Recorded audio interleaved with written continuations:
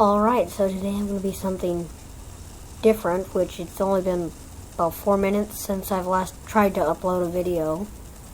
And I'm going to do a reaction video. So, I hope you like it. First, we're going to start off with the three, I think it's the 3 scariest actual lockdown drills. Well, not a drill, lockdown stories. I'm going to go search it up.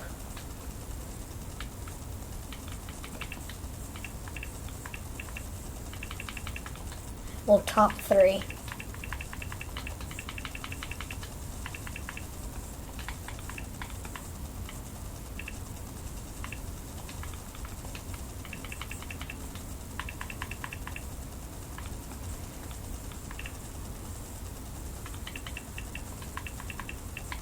Well, scariest moments.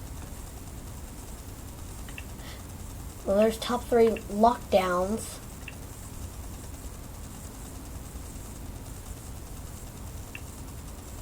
Okay, I'm going to do this. Then next I'll do stories right here by Mr. Nightmare.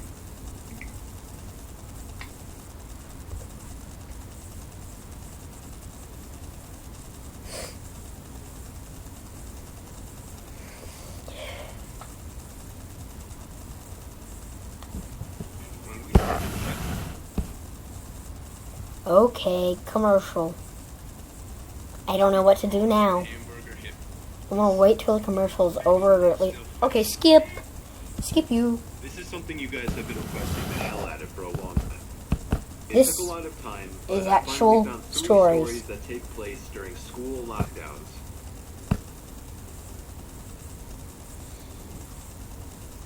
It was a typical boring day in calculus, only it was Friday, 7th period, meaning the week was almost over and spring break would finally be upon us. So everybody was getting antsy in their seats, I could tell.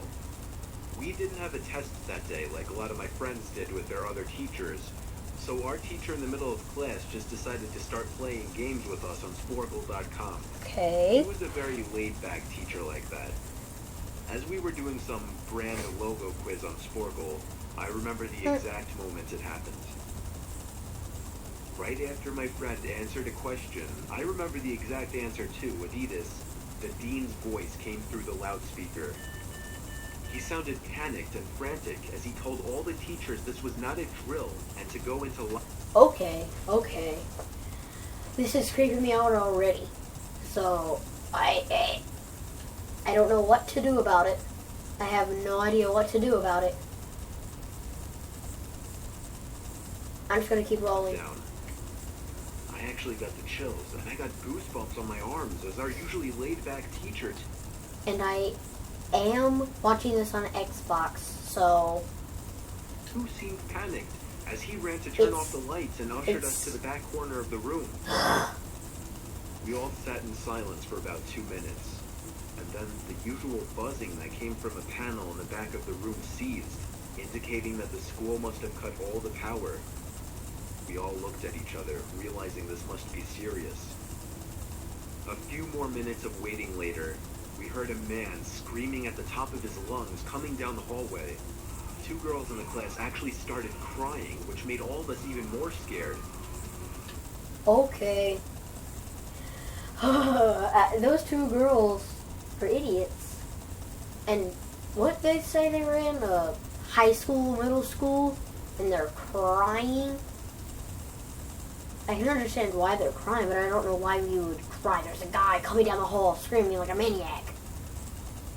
As the screaming got closer to the classroom, the lunatic-sounding man started banging on the lockers while screaming, "I'll kill all of you."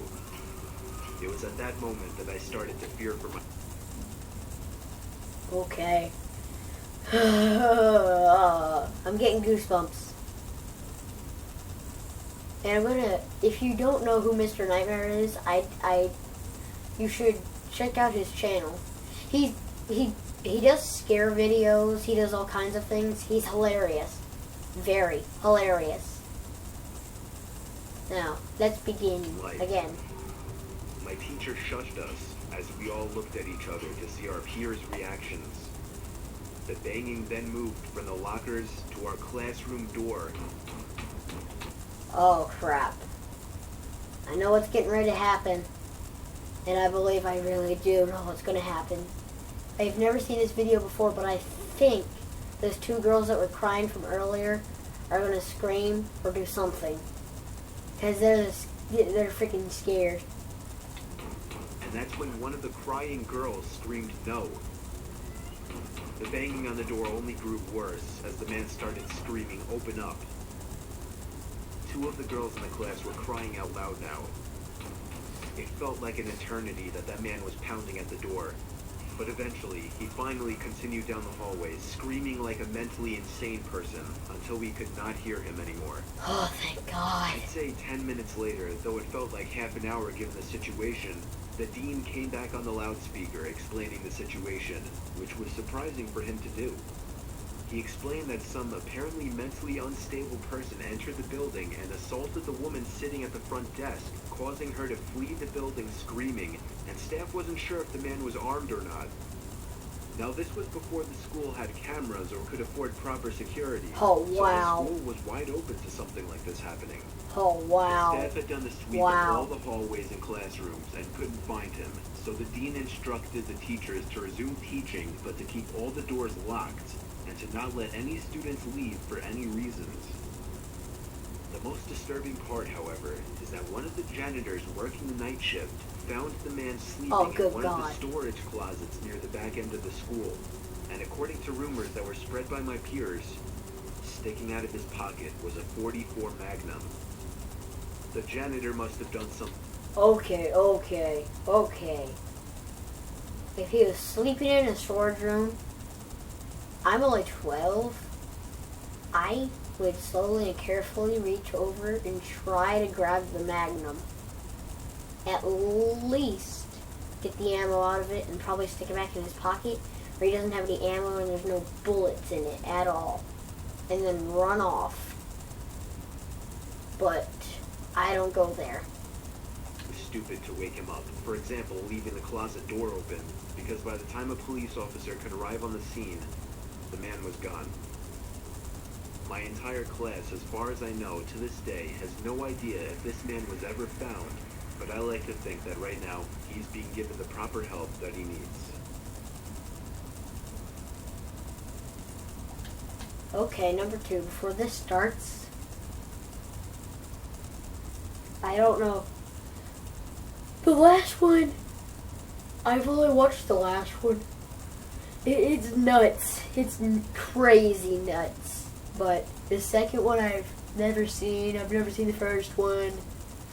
As I said, I thought both the girls were going to start crying or they're going to start screaming. It was one girl that kept saying no. I was wrong. Wrong. And I mean it.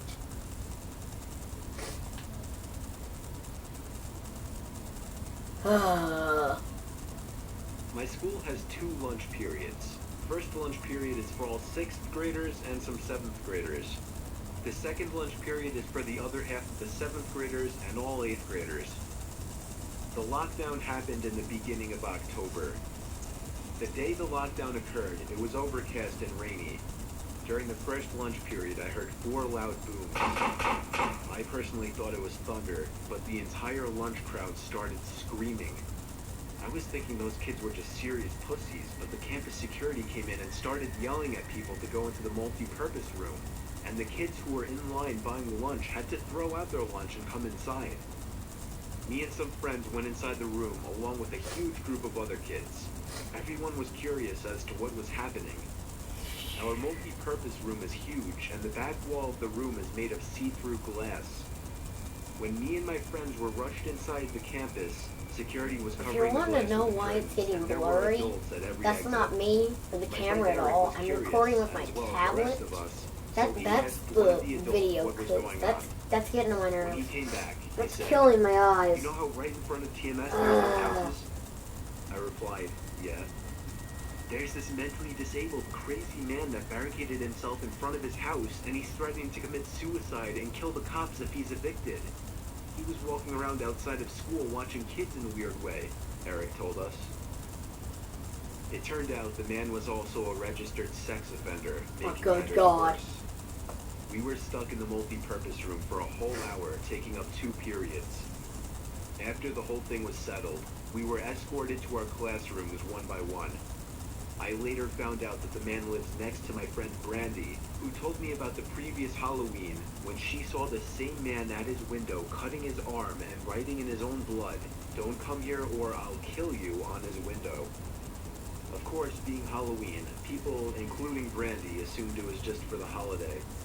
But after this horrific incident, we knew this man was mental, and we're glad he never got near us.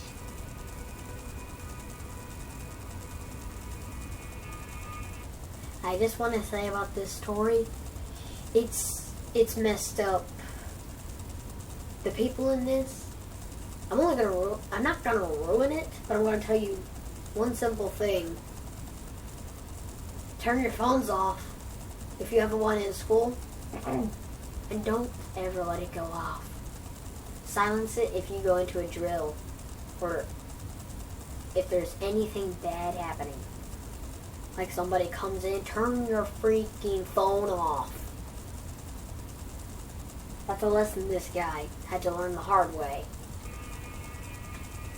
I'm 22 years old, fresh out of college, and I recently got a job at my old high school as a sort of computer intern in the school basement. The basement of the school is very messy and disorganized, but there is a small 3-person office that's actually very nice down there. It has 3 nice big desks, 2 mini fridges, a flat screen TV mounted on the wall, and oh so satisfying air conditioning, a luxury the students and teachers cannot enjoy in the school. And of course all of the school servers and other computery stuff. I got the job because 3 of my old computer teachers flat out adored me. I could actually consider them as real friends, not just teacher figures, so they all helped tremendously in landing me this job. It's been great, until something that happened a few weeks ago. Yep. My 2 co-workers that shared the office with me, Dave and Gary, weren't in the office at the time. They were upstairs working on papers or whatever. I was eating my sandwich during my lunch break when I got a phone call from one of the women in the front office, telling me the school was on lockdown and that somebody, possibly armed, had entered the school. There wasn't much that I could do other than turn off the lights because, surprisingly, as nice as this little office was, it didn't have an actual door to it, just a big opening, and the door to the whole basement didn't even have a working lock.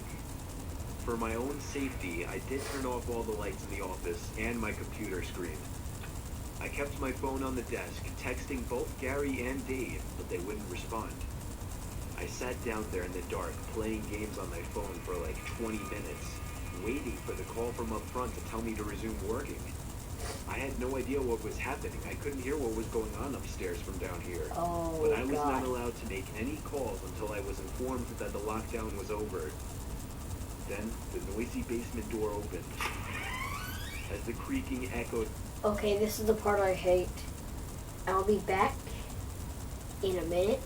I'm gonna go get something to drink, or I'm gonna go get my iced tea.